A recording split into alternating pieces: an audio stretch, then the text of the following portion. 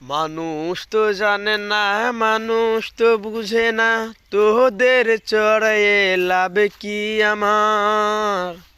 যে যা জানে তার মর্ম বুঝে, এবার আমি তাদের জানাবো তোদের দাম কত করে। এবার আমি তাদের জানাবো তোদের দাম কত করে। আসসালামু আলাইকুম।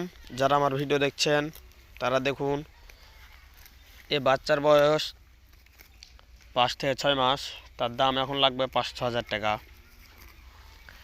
আর এটি হলো